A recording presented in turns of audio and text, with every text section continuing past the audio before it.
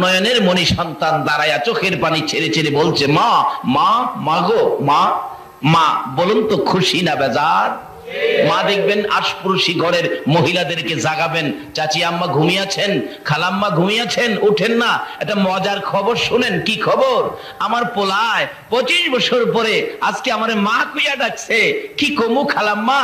এই ডাকটা শোনার সাথে সাথে আমি মায়ের 25 বছরের দুঃখ দূর হয়ে গেছে।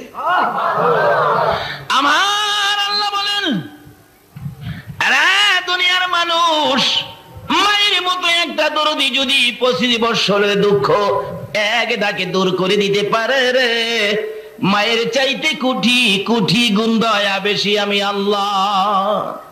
আজকের মাহফিলে বসে যারা আমাকে আল্লাহ আল্লাহ বলে ডাক দিয়েছে রে ফেরেশতারা, আমি আল্লাহর বড় মায়া হয়, বড় দয়া হয়, তোরা সাক্ষী হয়ে যা। এই মাহফিলে বসে যারা আমাকে আল্লাহ বলে ডাক দিয়েছে, 25 বছর বুঝি না, 30 বুঝি না, 90 100 বুঝি না, যাই যাই বয়সের হোক না কেন, আমাকে যারা আল্লাহ আল্লাহ বলে ডাক দিয়েছে, এই ডাকের বিনিময় আমি আল্লাহ তাদের জীবনের গুনাহ ক্ষমা করে দিলাম। বলুন, এইভাবে ক্ষমা দেওয়ার ক্ষমতা আমার আল্লাহর আছে কিনা? সমস্যা হলো ফেরেশতারা কই খোদা গো, আদম থেকে শুরু করে ঈসা নবী পর্যন্ত সকল নবী রাসূলের উম্মতের খবর আমরা জানি, কিন্তু এত সহজে তো কাউরে মাপ দাও নাই। কালিমা বেহেশতের, এখন আমরা টিকিট কাটছি বেহেশতে যাব। আচ্ছা বলুন, এখন কি বেহেশতে যাওয়ার দায়িত্ব কি আমরার নাকি নবীজির? বেহেশতে যাওয়ার টিকিট কাটাইছে কে? নবী নিজে বলছে, মান ক্বালা লা ইলাহা ইল্লাল্লাহু ফাদাখালাল জান্নাহ। দ্বিতীয় নম্বরে নবী বলেছে, আসসালাতু মিফতাহুল জান্নাহ, নামাজ বেহেশতের চাবি। কালিমাটা হইল বেহেশতের টিকিট, আর চাবি হইল নামাজ। আচ্ছা, টিকিট পাইলেন, চাবি নাই, ঘরে ঢুকতে পারবেন? চাবি লন, টিকিট লন। এখন টিকিট পাইলেন, চাবিও পাইলেন, জান্নাত কই লন? নবীরে জিগাই, কারণ হাদিস শরীফের কথা তো নবী বলছে, নবীর লন জিগাই, নবী গো টিকিট পাইলাম আপনার কথায়, চাবি পাইলাম আপনার কথায়, জান্নাত কই? নবী বলবে, জান্নাত তোমার মায়ের পায়ের নিচে। বলুন, কার পায়ের নিচে? আর জোরে বলতে হবে। জান্নাতটা কাছে হইল না দূরে হইল? নামাজ ঠিক আছে, রোজা আছে, হজ আছে, নবীর ভালোবাসা আছে, মসজিদ বানাইছেন, মাদ্রাসা বানাইছেন, মুফতি সাহেব, মুহাদ্দিস সাহেব, মুফাসসির সাহেব, মুরব্বি সাহেব হইছেন, মাথায় টুপি, মুখে দাড়ি, মাথায় পাগড়ি, পরনে জামা, সব ঠিক আছে, কিন্তু মায়ের সাথে একটু বেঈমানি করেছেন। বলুন, জান্নাত পাইবেন? একটু বেঈমানি কার সাথে করছেন? সব ঠিক, মায়ের সাথে বেঈমানি, সব শেষ। আরে মা বাবার কথা মতো যে জন চলে না, বলুন, মা বাবার কথা মতো যে জন চলে না, আল্লাহ নবীজির দয়া তারা পাবি না। হায়রে আল্লাহ নবীজির দয়া।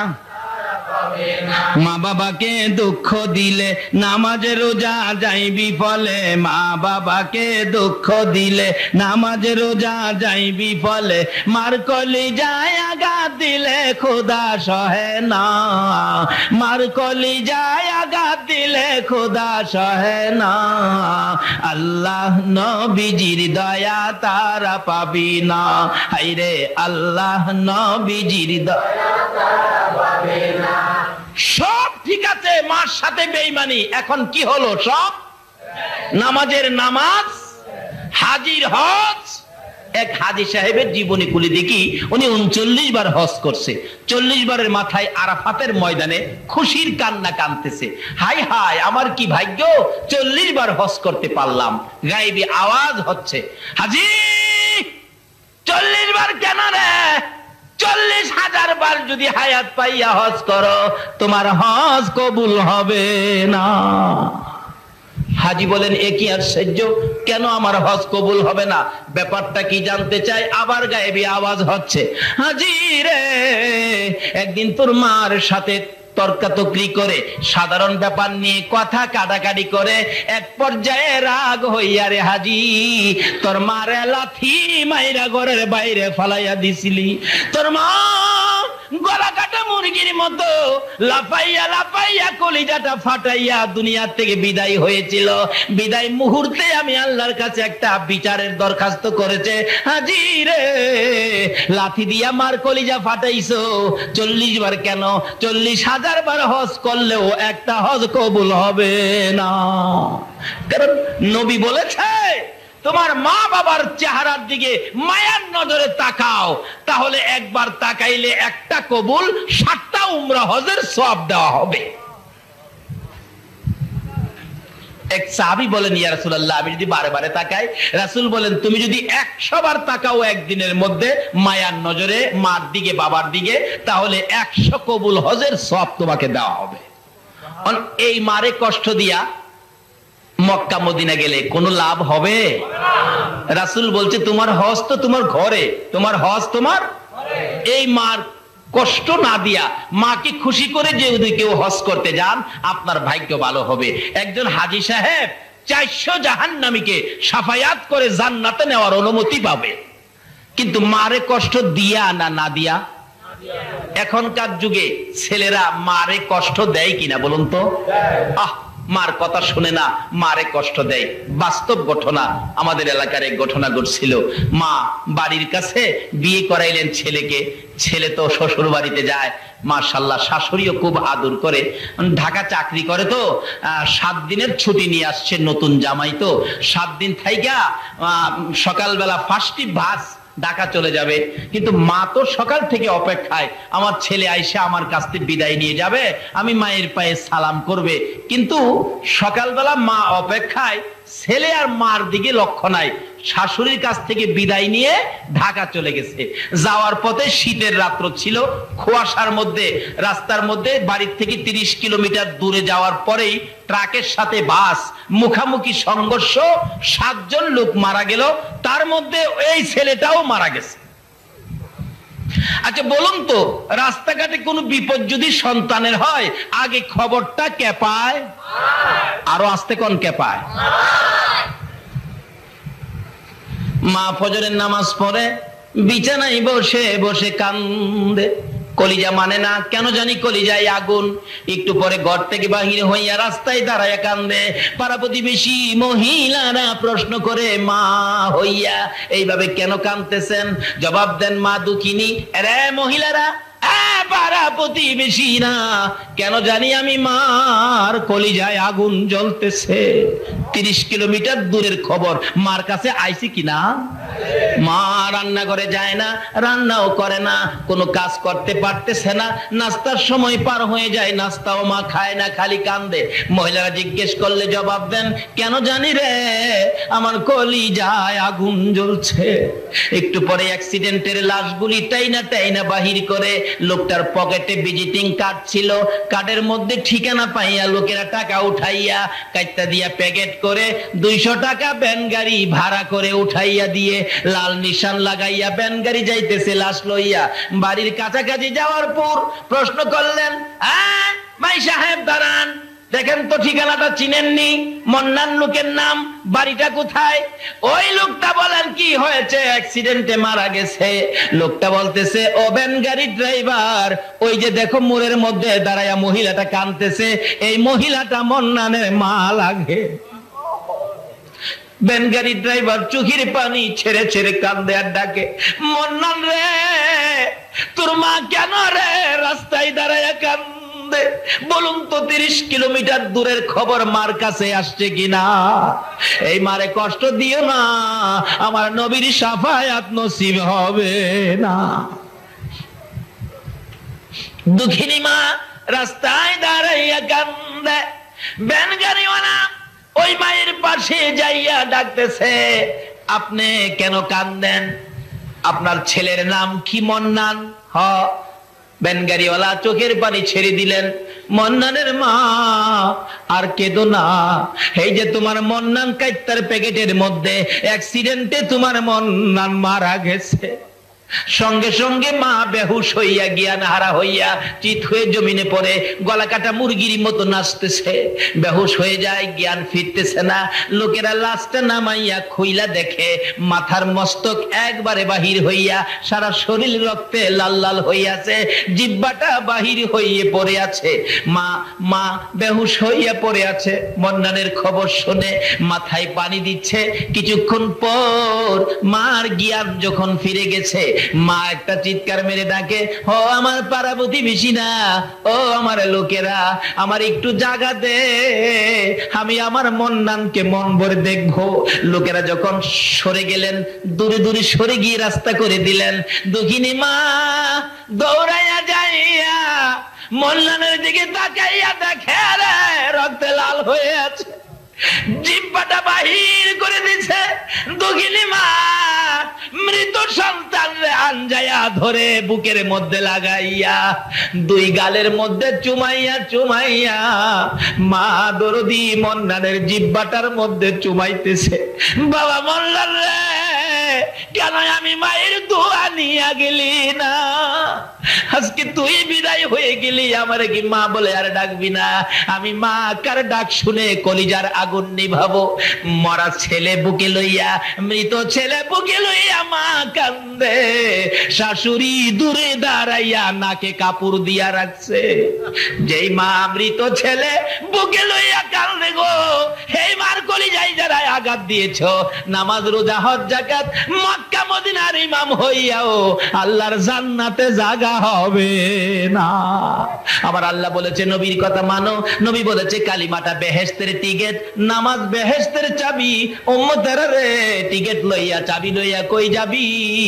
যারে তোর মার পায়ের নিচে যা, তোর মায়ের পায়ের নিচে তোর জান্নাত।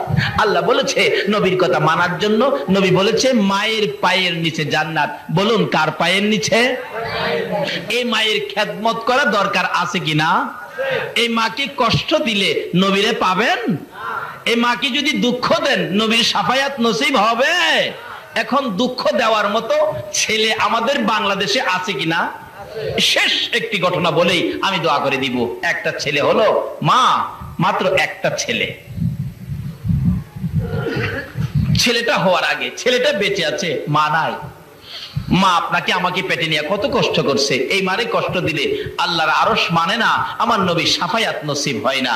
আমি যে এলাকায় ইমামতি করতাম, এই এলাকার ঘটনা। বুড়া মানুষ তার মেয়ের জন্য একদিন আসরের নামাজের সময় মসজিদের দক্ষিণ পাশের জানালায় দাঁড়ায় কাঁদতেছে। গরিব ছিলেন, মেয়েটার বাচ্চা হবে তো, কিন্তু চিকিৎসার অভাবে মেয়েটা একবারে মৃত্যুর মুখে, পয়সা নাই, গরিব মানুষ। তার মা বুড়া মানুষ দরজায় দাঁড়ায় বলতেছে, মুসল্লি সাহেবান, আপনারা তো আমার এলাকার, আমার মহল্লার, আপনারা আমাকে একটু সাহায্য করেন। আমার মেয়েটার জন্য আপনাদের কাছে জীবন ভিক্ষা চাই। আমার মেয়েটা মারা যাবে ডেলিভারিতে, একটু সাহায্য আপনারা আমাকে করেন। আল্লাহ বলেছেন যারা অসহায় ব্যক্তি সাহায্যের জন্য হাত বাড়ায়, এই হাতের নিচে দিয়ে আমি আল্লাহর কুদরতি হাতটা বাড়াই। কিন্তু কেউ তাকে দিল না। মাগরিবের সময় সালাম ফিরাইয়া বললাম, এই লোকটা অসহায়, মহিলাটা এমন বিপদের মধ্যে সাহায্য চাইলো, কেউ দিলেন না, এটা কাজটা ভালো হলো? একজন মুরব্বী বলেন, বাবা কার জন্য কে রোজগার করে রাখছে, কে কারে দেয়? আমি বললাম ঠিক আছে, দেখি আমি ইমাম সাহেব, আমি মহল্লায় বাহির হব, দেখি আমারেনি কেউ দেয়, আমার সাথে কেউ যাবেন? ইংরেজি শিক্ষিত একটা লোক, হাই স্কুলের মাস্টার, উনি বললেন হুজুর আমি যাব আপনার সাথে। দুইজনে মিলে মহল্লার থেকে প্রায় 30 কেজি চাউল তার সাহায্যের জন্য 750 টাকা উঠাইলাম। উঠায় পাঠায় বললাম হসপিটাল পাঠান। টাকার জন্য তাকে মরতে দেব না, হায়াত নাই, আমার কিছু করার নাই, আমি চিকিৎসার জন্য টাকা জোগাবো, তাকে পাঠান হসপিটালে। সরকারি হসপিটালে পাঠাইলে আমি সকালবেলা মক্তব ছুটি দিয়ে দৌড়ায় গেলাম, কি খবর দেখি। যাইয়া দেখি ডাক্তার দাঁড়িয়ে আছে, তার মা বাবা দাঁড়িয়ে আছে। জিগেলাম ডাক্তার সাহেব কি খবর? ডাক্তার বলেন দেখেন যে অবস্থা রোগী পাঠাইছেন, একবারে শেষ মুহূর্ত, এখন তো কিছু করা যাবে না, বাঁচানো সম্ভব হবে না। আমি বললাম ডাক্তার সাহেব চিকিৎসা করেন, টাকার জন্য, চিকিৎসার জন্য আমি তাকে মরতে দেব না, মানুষের হাতে পায়ে ধরে আমি টাকা আনবো, চিকিৎসা করেন, গরিব মানুষ। ডাক্তার বলেন তাহলে চেষ্টা করে দেখি দুইজনের একজন বাঁচানো যায় কিনা। যদি মা বাঁচাইতে চায় তাহলে বাচ্চাটা মারা যাবে, বাচ্চা বাঁচাইতে গেলে মা মারা যাবে। এখন তার গার্জিয়ান আপনারা পরামর্শ দেন, আমি কি বাচ্চা বাঁচাবো নাকি মা বাঁচাবো? ওই মহিলাটার মা বাবা বলতেছেন, ডাক্তার সাহেব, আস্তে করে বলে, ডাক্তার সাহেব আমার মেয়েটাকে বাঁচাইয়া দেন, অর্থাৎ মা বাঁচান, বাচ্চা মেরে ফেলেন।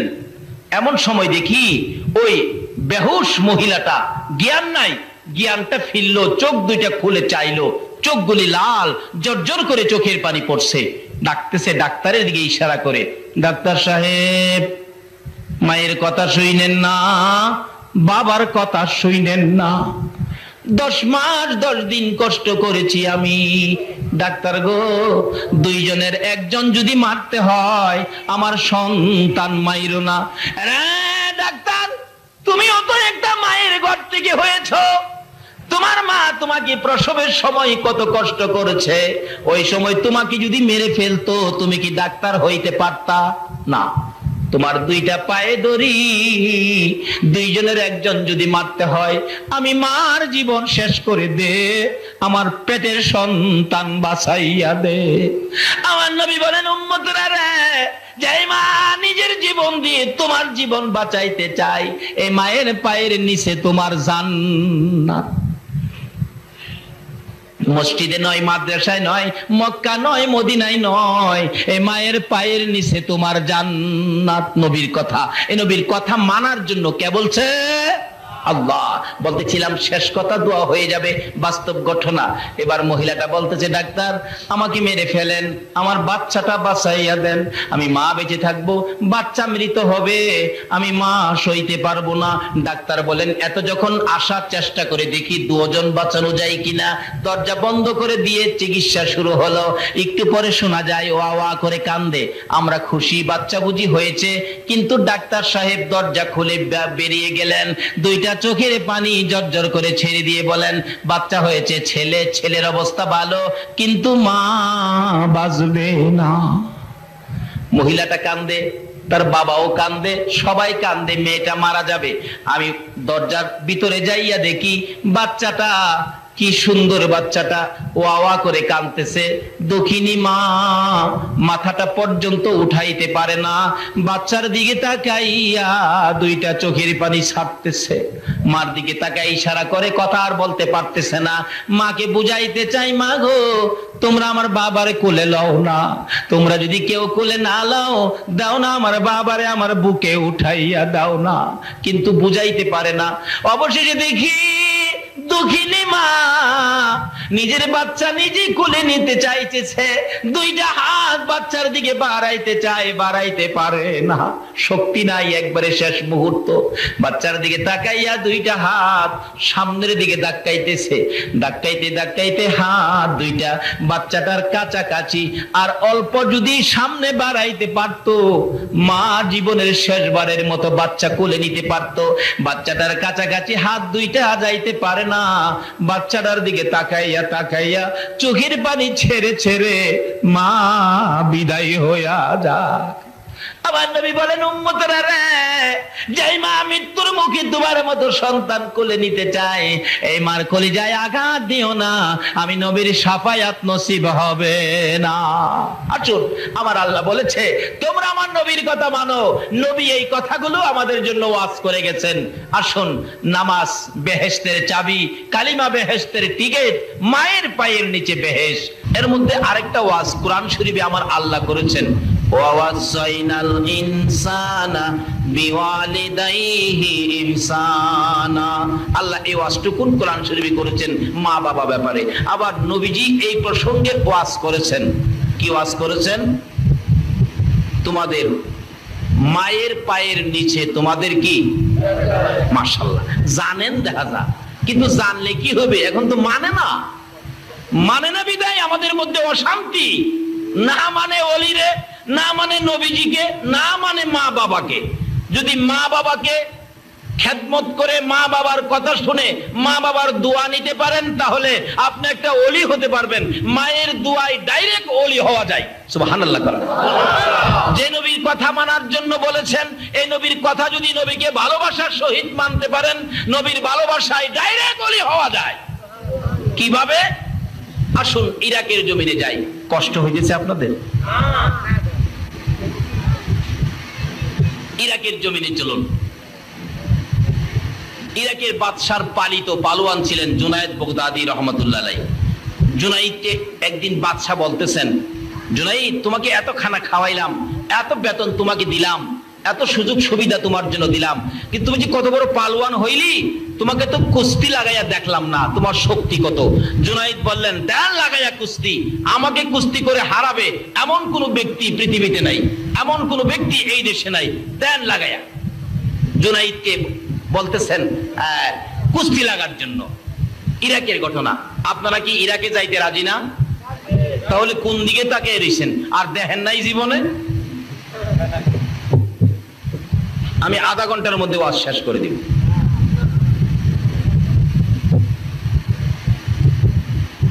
ঘোষণা করে দিলেন, আমার জুনাইদকে যদি কুস্তি লড়ে কেউ হারাইতে পারে, বুঝার জন্য বলছি, আমাদের দেশের টাকা 10,000 টাকা পুরস্কার। এমনি আওলাদে রাসূল, যেই নবী না হইলে কিছু হতো না, এই নবীর বংশের একটা লোক বাচ্চা কাচ্চা নিয়ে খুব কষ্টের মধ্যে আছেন, না খায়া দিন কাটে, 2 দিন 3 দিন কেটে যায়, চুলার মধ্যে আগুন জ্বলে না। এই গরিবী অবস্থার মধ্যে আওলাদে রাসূল দেখতেছেন ফুস্টার, জুনাইদকে কুস্তি লড়ে হারাইতে পারলে 10,000 টাকা পুরস্কার। আওলাদে রাসূল বাদশার কাছে হাজির হয়ে বললেন, হে বাদশা, আমি তোমার জুনাইদের সাথে কুস্তি লড়বো। আল্লাহু আকবার বলুন। জুনাইদের সাথে কুস্তি লড়বো। বেটা ঠিক মতে দাঁড়াইতেই পারে না, কিন্তু লোকটা হলো আওলাদে রাসূল, আমার রাসূলের বংশের লোক। বাদশা কয়, বেটা লড়বি নাকি মরবি? জুনাইদ কি দেখছো? কোনা দেখি নাই। জুনাইদ রে এক নজর দেখা যাও। জুনাইদকে দেখতে গেছে, যায়া দেখে বাবারে বাবা, কি বেটা হাতির মতো এক পালোয়ান বসা, আর আওলাদে রাসূল তো পেটে খানা নাই, একবারে জীর্ণ শীর্ণ দুর্বল লোকটা। যায়া জুনাইদকে দেখা বলেন, জুনাইদ, আমি তো তোমার সাথে কুস্তি লড়তে আসছি। জুনাইদ কয়, লড়তে আইছো নাকি মরতে আইছো? আমার হাতটা যদি তোমার উপরে ছেড়ে দেই তুমি শেষ। আওলাদে রাসূল নবীর বংশের লোকটা বলতেছেন, জুনাইদ, নিয়ম অনুযায়ী কুস্তি লড়ো, যদি আমি মরে যাই মরে যাব, তাতে তোমার কি? তো ঠিক আছে, দিন তারিখ করা হলো, শুক্রবার দিন জুমার পরে জুনাইদের সাথে কুস্তি লড়বে। আরেক পালোয়ান আসছে। এবার সারা দেশের মানুষ ময়দানে নাইমা গেছে, জুনাইদের সাথে কুস্তি লড়বে। এই লোকটা জানি কেমন। দুইজন যখন মাঠে নামছে, জুনাইদ হাতির মতো, আর জুনাইদের সাথে যে কুস্তি লড়বে, হ্যাঁ একটা মশার মতো, কিন্তু লোকটা যে নবীর বংশের। সুবহানাল্লাহ। লেফারি বলতেছেন, এই বেটা, এই তুই যে লড়তে আইছস, জুনাইদের সাথে পারবি? ওই লোকটা বলতেছেন, লেফারি সাহেব, আপনার কাজ আপনি করেন, না পারলে আমার ব্যাপার, মরলে আমি মরবো, আপনার তো কিছু না। ঠিক আছে, তাইলে খেলো, খেলা দেখো জুনাইদের সাথে কত মজা।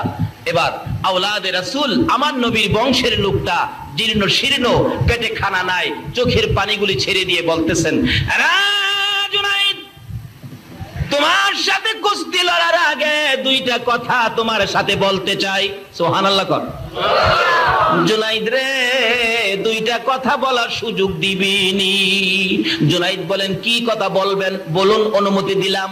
লেফারি দূরে দাঁড়িয়ে আছে, জুনাইদের কানের গোড়ায় মুখটা লাগাইয়া আওলাদে রাসূল চোখের পানি ছেড়ে ছেড়ে বলতেছেন, রে জুনাইদ, আমারে চিনোনি?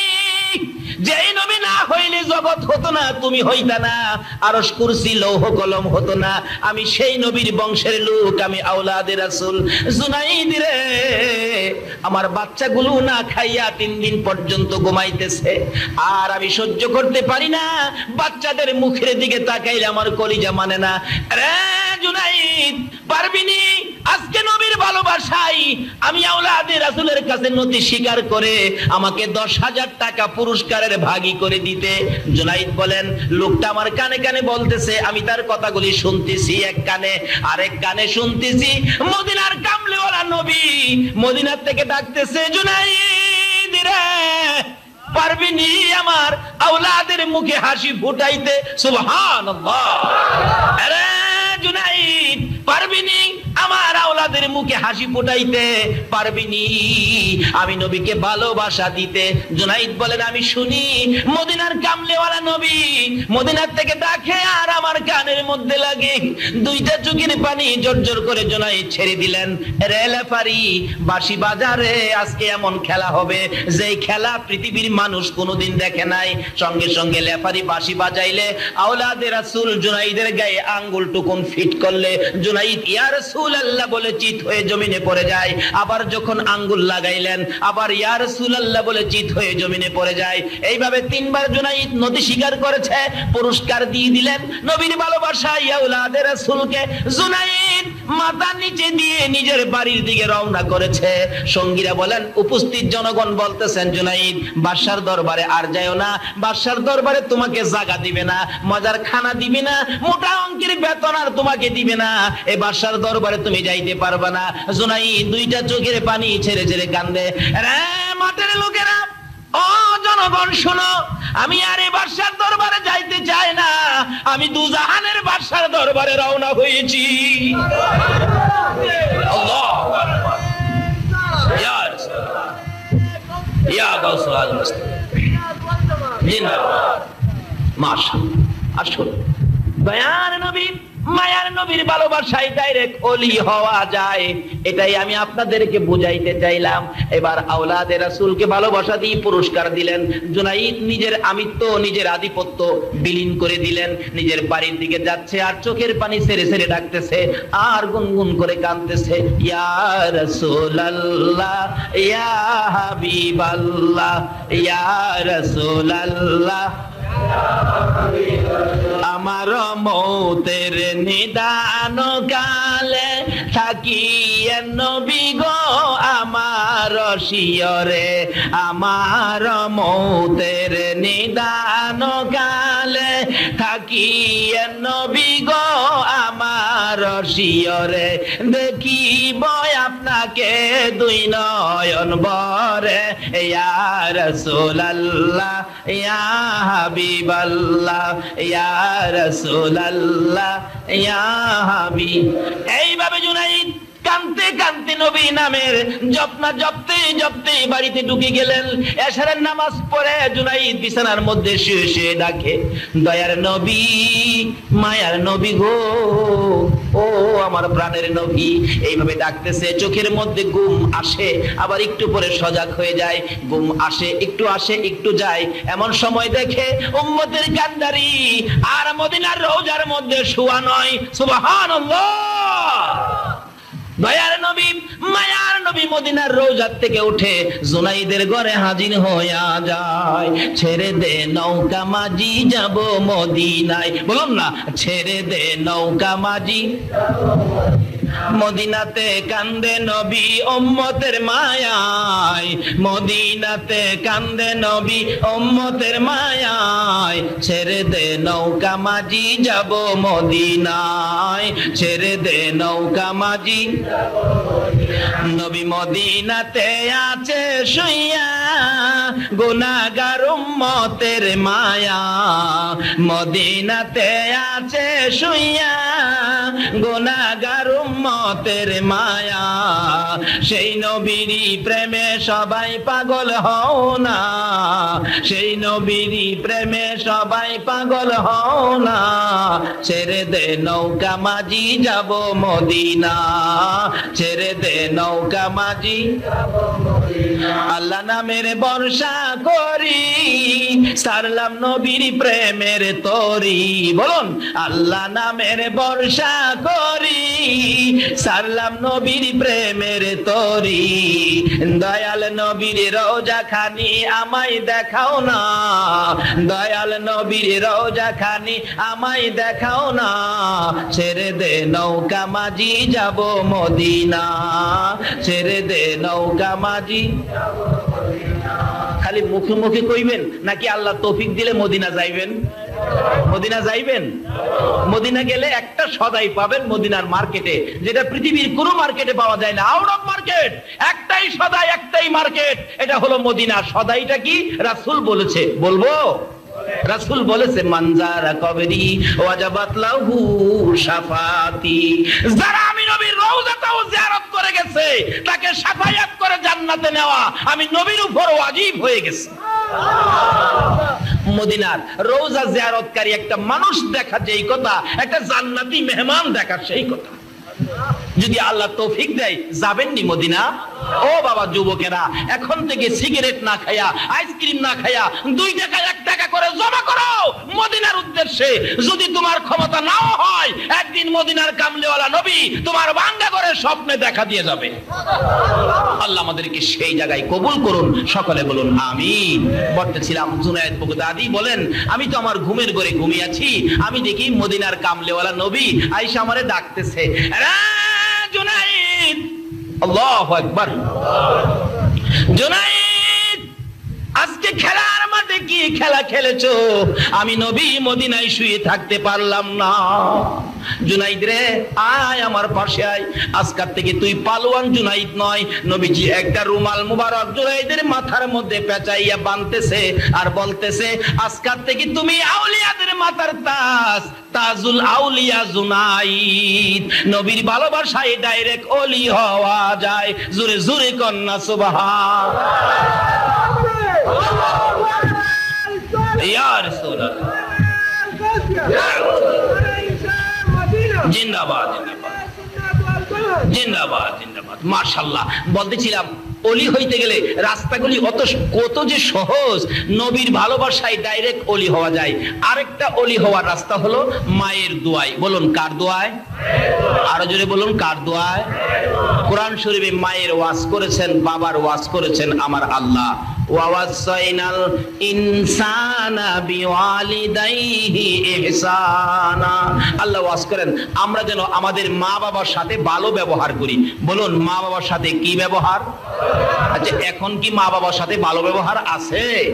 আমি যে এলাকায় ইমামতি করতাম, এটা ময়মনসিংহ বাজিতপুর এলাকায়, আপনার বাজিতপুর, হ্যাঁ মাশাআল্লাহ এই ভাই সব চিনে দেখা যায়। বাজিতপুর ইমামতি করতাম তো, এক মজার ঘটনা। বাপ বেটায় ঝগড়া লাগছে। বাবা ঝগড়া লাগে ছেলেরে বলতেছে, তোমাকে সেটআপ।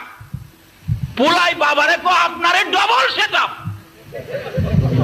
আসেনি এই যুগ অহন বর্তমানে? অথচ মা বাবার সাথে কি ব্যবহার! আল্লাহু আকবার। কোরআন শরীফ খুলে দেখুন, মা বাবা যদি তোমাকে মারে, মা বাবার সামনে উহ আহ এ উহ ই এরকম করে কান্নাকাটি করো না, তোমার মা বাবা কষ্ট পাবে। মা বাবা মারলে দূরে গিয়া কাঁদো, সামনে না।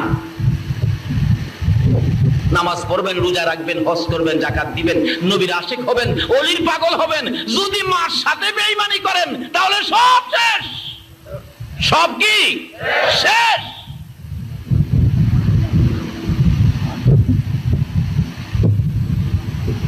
বাস্তব ঘটনা। 2001-এ হজ করতে গিয়েছিলাম। মুআল্লিম সাহেব আমাদেরকে মদিনায় আগে নিয়ে গেছে। মদিনায় যায় দেখি আমাদের দেশে অনেক লোক, আবার হজ সিজনে হজ ভলান্টিয়ার হিসাবে বাংলাদেশ, ভারত, পাকিস্তান থেকে অনেক যুবকেরা যায় হজ ভলান্টিয়ার হিসাবে। কিন্তু একটা ছেলে আমাদের দেশের, হ্যাঁ মসজিদে নববীতে দায়িত্ব পাইছে। আচ্ছা কোন তো মসজিদে নববীতে দায়িত্ব পাইলে তার ভাগ্যটা ভালো না খারাপ? কিন্তু মসজিদের ভিতরে ঢুকে ঝাড়ু দিবে, পরিষ্কার করবে, কিন্তু থাকতে পারে না। তার শরীরের মধ্যে নাকি আগুন জ্বলতে থাকে। কে বলে তাকে মারতে আসে, দৌড়ে বাহির হয়। এভাবে কয়েকবার চেষ্টা করলো, সে থাকতে পারে না, দৌড়ে বাহির হয়ে যায়। তখন তার সঙ্গীরা বললেন, তোর কি হইল, ব্যাপারটা কি? আমি তো বুঝতে পারতেছি না, আমার সমস্ত শরীরের মধ্যে আগুন জ্বলতে থাকে, কে জানি আমার মারতে আসে, আমি থাকতে পারি না। বুঝছি তুই নতুন আইসস তো, হয়তো বাড়ি ঘরের জন্য তোর মায়া লাগে। আমরা কিছু টাকা দিলাম, 5-7 জনে মিলে, বললাম তুই কয়েকদিন ঘুরে গেলে বাহিরে খা, 2-4 দিন পরে আবার কাজে যায় যোগ দিবি। ঠিকই 2-4 দিন পরে আবার যোগ দিছে, কিন্তু কি শান্তি তো আসে না, অশান্তি। আগুন জ্বলতে থাকে, ভিতরে ঢুকলে কে জানি ঘাড় ধরে বের করে দেয়। রাত্রের বেলা সকলে বসলো, বাঙালি যারা যারা আছে, ব্যাপারটা কি? এত ভাগ্যবান চাকরি, মসজিদে নববীতে নবীর রওজার পাশে, কি ভাগ্য। কিন্তু তুমি থাকতে পারো না, কারণটা কি? ওই বাংলাদেশের ছেলেটা 2001-এর ঘটনা, কানতেছে আর বলতেছে যুবকটা, সঙ্গীরা রে আমারে দেশে পাঠায় দাও, আমি এখানে চাকরি করতে পারবো না। কেন? আমি মসজিদে নববীতে হজ ভলান্টিয়ারের দায়িত্ব পাইয়া যেদিন বাংলাদেশ থেকে বিমানে উঠছিলাম, বিমানে উঠার 8 দিন আগে আমার মারে একটা লাত্তি মারছিলাম। বলুন, বাংলাদেশে যদি মারে লাত্তি দেয়, মদিনার কামলিওয়ালা নবী খবর পায় কিনা? এই লোকটাকে কি নবী জাগা দিবে? আমার নবী জীবনে কোনদিন বাবার মুখ দেখে নাই। 6 বছর বয়সে আমার নবী কান্দে, মায়ের গলায় ধরে, মা মা মাগো, মা আমার মনের দুঃখ কে সামলাবে? কি দুঃখ বাবা? তোমাকে কি কেউ মারছে? না। তোমাকে কি কেউ গালি দিছে? বাবা মুহাম্মদ, যদি তোমার কেউ গালি দেয়, মক্কা নগরীর বিচার আচার করে তোমার দাদা আব্দুল মুত্তালিব, তুমি বলো তোমারে কে গালি দিছে? কার দেওয়া ব্যথায় তুমি কেঁদেছো? এখন তোমার দাদাকে দিয়ে ডাকাইয়া কঠোর বিচার করব। কিন্তু আমার আপনার নবী, শিশু নবী, 6 বছর বয়স, মায়ের গলায় ধরে কান্দে, মা গো, কেউ আমারে গালি দেয় নাই, কেউ আমারে ব্যথা দেয় নাই, তাহলে তুমি এইভাবে কেন কান্দো? মা, আমি জানতে চাই মক্কার সকল ছেলেরা বাবা কইয়া ডাকে, আমি তো জীবনে কোনোদিন বাবা কইয়া ডাকতে পারলাম না। মা গো, আমি আমার বাবার ব্যথায় কান্দি, বলো না আমার বাবা কই আছে?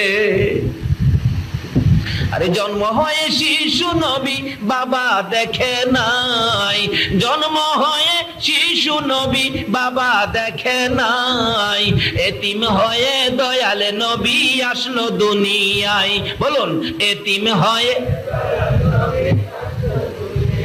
এতিম নবী একা ঘরে, কেউ তো আদর করে না রে, এতিম নবী একা ঘরে, কেউ তো আদর করে না রে। আরে নিজে খোদা যাহার জন্য পাগল হইয়া যায়, নিজে খোদা যাহার জন্য পাগল হইয়া যায়, এতিম হয়ে দয়াল নবী আসলো দুনিয়ায়।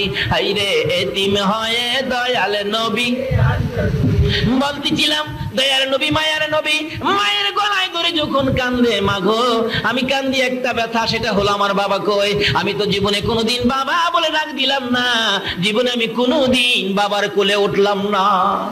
বাবারে মায়া করে, বাবা কই গেল, বাবার আমি দেখলাম না, কোলে উঠলাম না, এই কান্দা, এমন কান্দা কান্দতেছে। মা আমেনা বললেন, বাবা গো, তোমার বাবার খবর আমি দিতে পারবো না।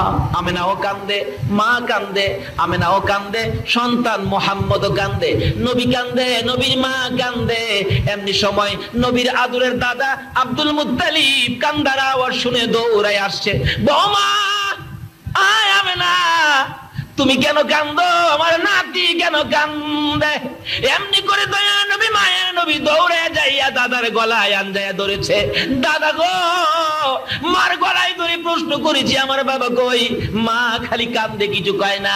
দাদা গো, তোমার গলায় ধরে তোমার কাছে জানতে চাই আমার বাবা কই? আমি দি বাবার কোলে উঠলাম না।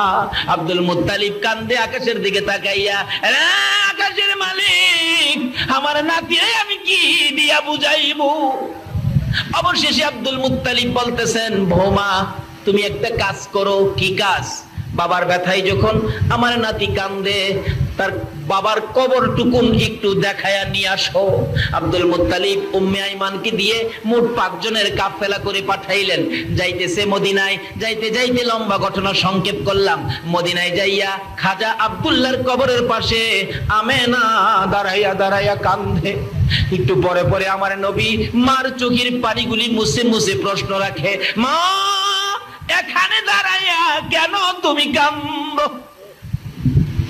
আমেনা টাইনা টাইনা সন্তান বুকে লাগাইয়া জবাব দেন, বাবা গো, তুমি না বাবার ব্যথায় কাঁদছো? এই কবরের ভিতরে তোমার বাবা আব্দুল্লাহ ঘুমিয়েছে, তুমি বাবা কইয়া ডাক দাও, দেখি তোমার বাবারই একটু মায়া করে। দয়ার নবী মায়ার নবী প্রথম মাথার পাশে বসে বসে ডাকতেছিলেন, আব্বু আব্বু গো, আব্বু তোমার কি মায়া নাই? আমার একদিন কুলে দিলা না গো বাবা। সন্তান কুলে লইয়া কত বাবা মক্কা নগরীতে ঘুরে, কত সন্তান বাবার কুলে উঠে, আমি একদিন তোমার কুলে উঠলাম না। উঠো না, তুমি আমারে কুলে নাও না। মাটির ভিতর থেকে কিভাবে উঠবে? ডান দিকে বসে গেলেন, বসে বসে কাঁদতেছে ডাকতেছে। বাম দিকে চলে গেলেন, বসে বসে কাঁদতেছে ডাকতেছে। পায়ের দিকে যাইয়া মাটির মধ্যে আমার নবী দুইটা হাত লাগাইয়া ডাকে, বাবা এত নিষ্ঠুর কেমনে হইলা গো? উঠো না, একবার আমারে কোলে নাও না। কিতাব বলেন খাজা আব্দুল্লাহ কবর থেকে ডাকতেছে, রে আকাশের মালিক, জমিনের মালিক, হায়াতের মালিক, মওতের মালিক, আমার বাবা মোহাম্মদ, বাবা কইয়া কান্দে আমি সইতে পারি না, আমার কবরের মাটি সরাইয়া দে, আমি আমার বাবারে একবার কুলে লইয়া দেই।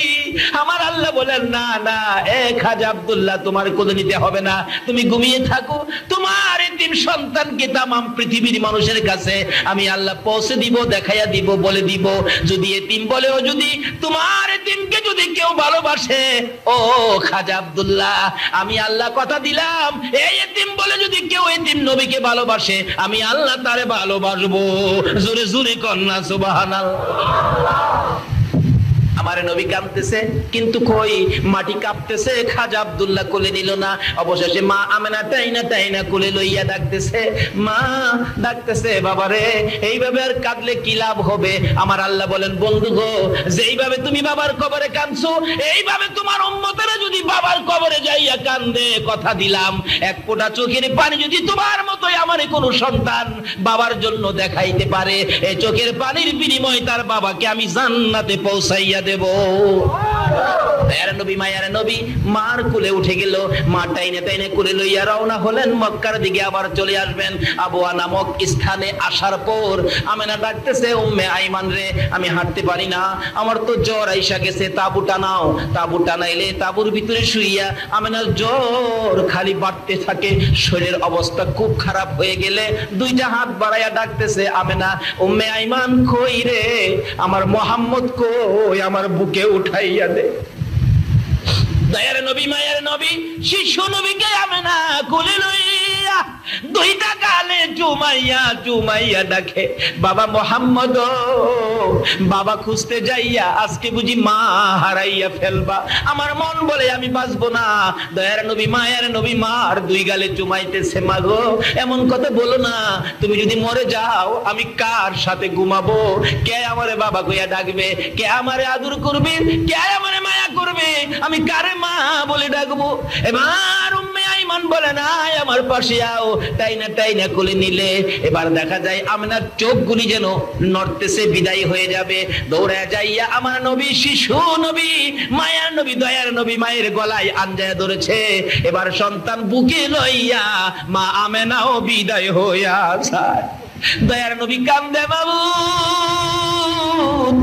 আমার কি বানাইলা গো আল্লাহ, একদিকে বাবা নাই, মার বুকে ঘুমাইতাম, আমার মাও দুনিয়া থেকে বিদায় হয়ে গেছে। আমার আল্লাহ বলেন, বন্ধু গো, মা হারা কোন সন্তান যদি তোমার মতো এইভাবে কান্দে, মায়ের কবরে যাইয়া যদি কান্দে, কথা দিলাম তোমার মতো এক ফোঁটা চোখের পানি যদি আমার মায়ের জন্য দেখাইতে পারে, সন্তানের চোখের পানির উসিলাই তার মা বাবার কবর জান্নাতের বাগান বানাইয়া দেব। আমার নবী এইভাবে তরিকা আমাদের সামনে রাস্তাগুলি খুলে দিয়ে গেলেন। যদি আমরা মার সাথে বাবার সাথে ভালো ব্যবহার করি, দুনিয়াতে একটা ওলি হইতে পারবো। মায়ের দুয়াই ওলি হওয়া যায়, নবীর ভালোবাসায় ওলি হওয়া যায়, ডাইরেক্ট ওলি হওয়া যায়। আসুন সংক্ষেপ আলোচনা বলতেছিলাম, দয়ার নবী মায়ার নবীকে কোলে লইয়া উম্মে আইমান দাসী মক্কার দিকে রওনা হলো। বহুদিন পার হয়ে গেলে আব্দুল মুত্তালিব ঘুমায় না, রাত্র হলে খালি ছটফট করে। বহুদিন হলো আমার আদরের নাতি মক্কা থেকে মদিনা গিয়েছিলেন, এখন পর্যন্ত কেন আসে না? মদিনার কাছাকাছি মদিনার থেকে বিদায় হইয়া উম্মে আইমান মুহাম্মদকে কোলে লইয়া যখন মক্কার কাছাকাছি আইসা গেল, আব্দুল মুত্তালিব দেখে 5 জনের কাফেলা করে পাঠাইলাম, কাফেলার মধ্যে একটা লোক কম দেখা যায়, ডাকতেছে, ও আমার ছেলেরা বেরিয়ে যা, দেখ কাফেলার মধ্যে লোক একটা কম দেখা যায়। আমার মন বলে রে আমার আদরের বৌমা বুঝি দুনিয়ায় নাই। খবর পাঠাইলে খবর একটাই পাওয়া গেল, আদরের বৌমা দুনিয়ায় নাই। কাছাকাছি আসার পর আমার নবী দাদাকে দেখে দূর থেকে হাত বাড়াইয়া ডাক মারছে, দাদা গো আমার কে কুলে নিবে গো দাদা, আমার মা নাই বাবাও নাই, আমার কে আদর করবে। দাদা হইয়া দুইটা হাত বাড়াইয়া ডেকে ডেকে বলতেছেন, আয় আমার কোলে আয়, আমি যতদিন বেঁচে থাকবো আমি তোর বুকে রাখবো রে, আমি তোর কোলে রাখবো রে নাতি। তার জীবনী লিখে মাঝে মাঝে আব্দুল মুত্তালিব বলেন, রাত্রের বেলা নাতি যখন আমার কাছে ঘুমাইতো মাঝে মাঝে আমার গলায় ধরে মা মা কইয়া বাবা বাবা কইয়া চিৎকার মারতো।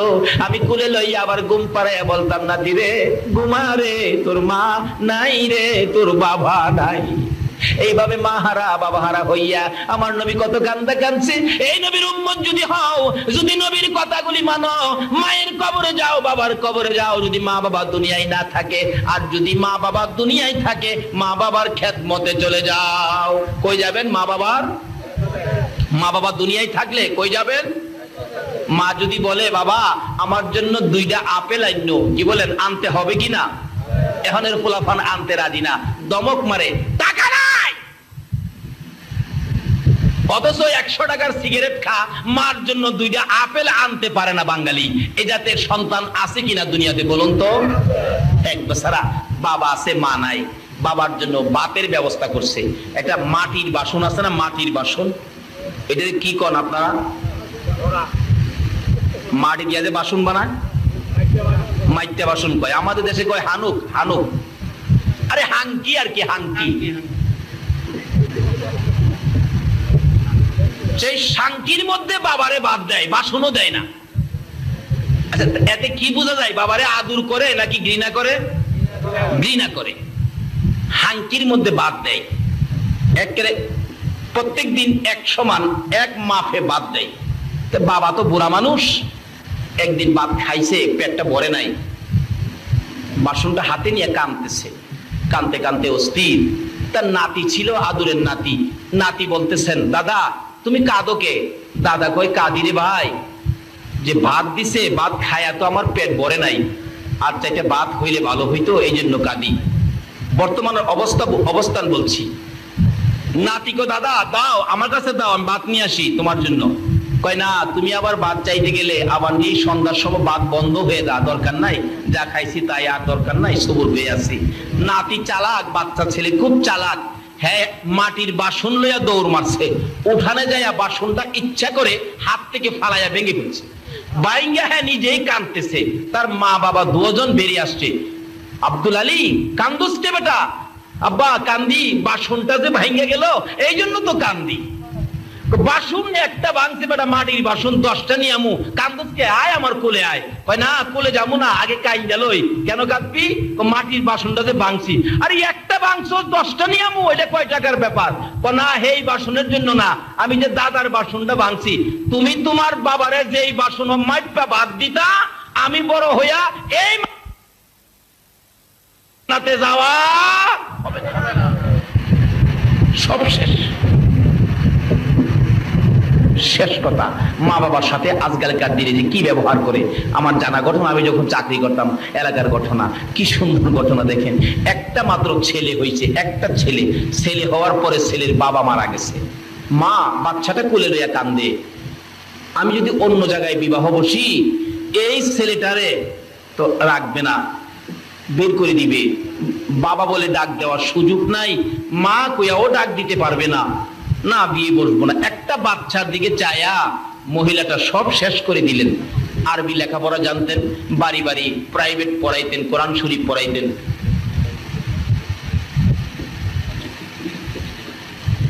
পাইছে এটা আবার সিলিপও দিছে, আবার আমার সিলিপ দিছে চট্টগ্রাম, এটা কইবার লাগে।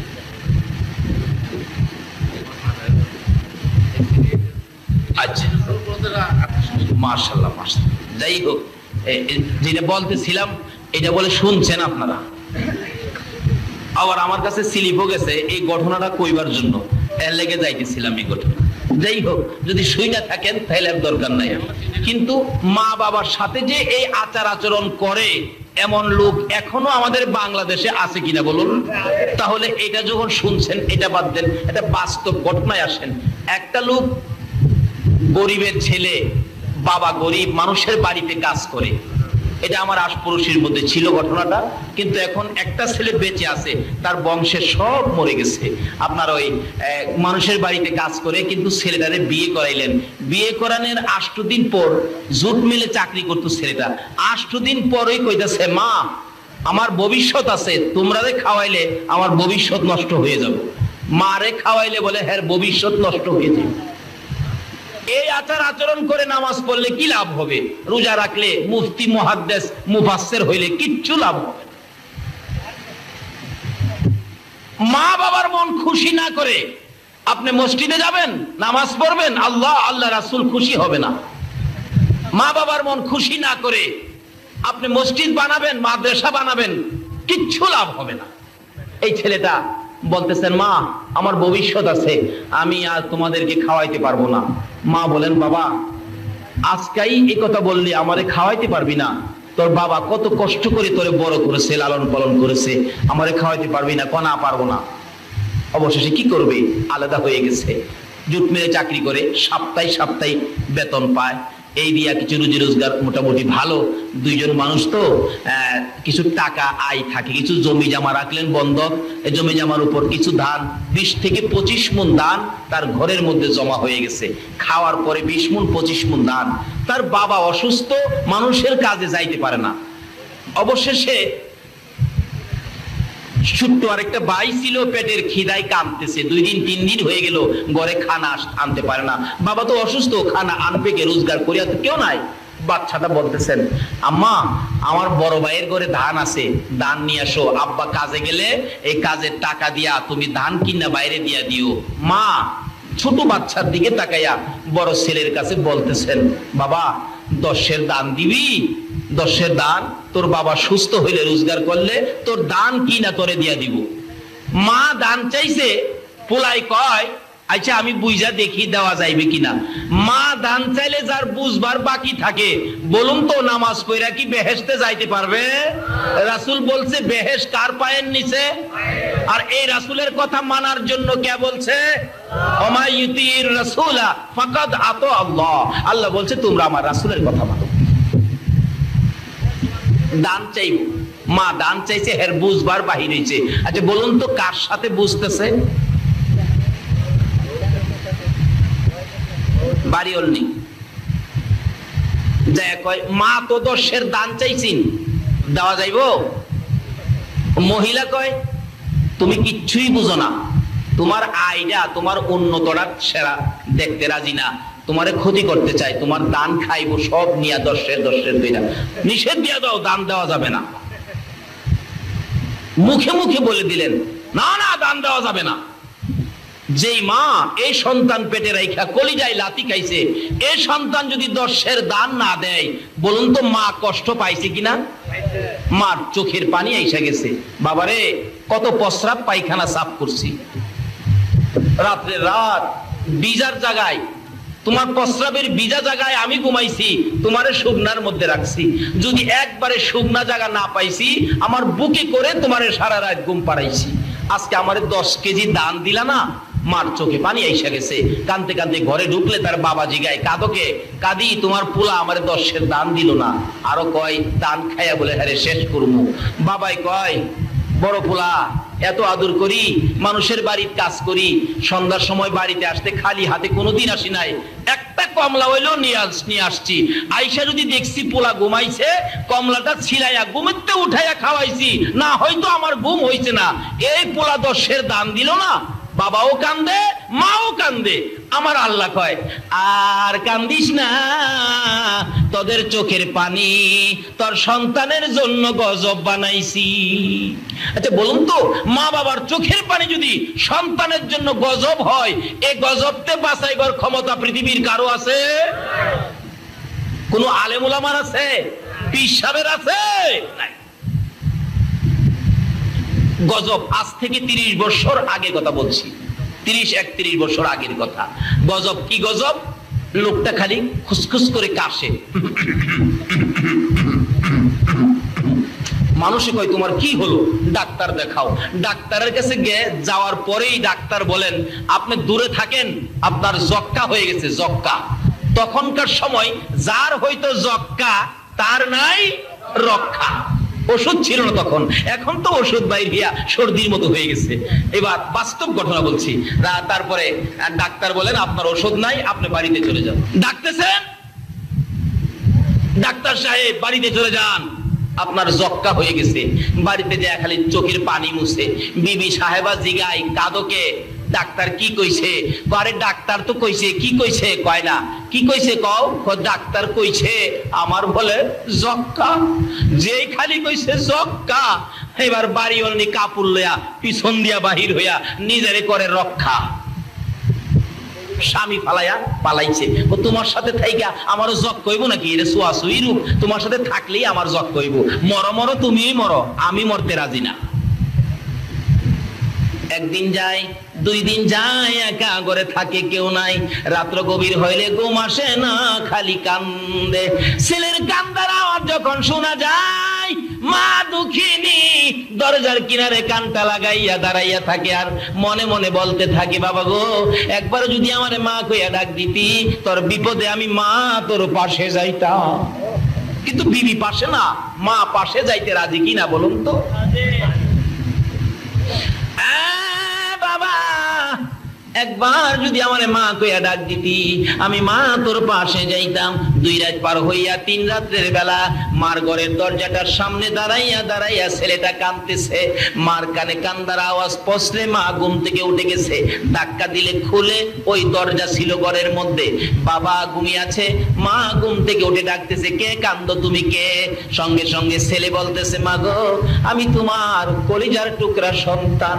ও মা আমি তোমার অপরাধী সন্তান। দরজাটা খুলো।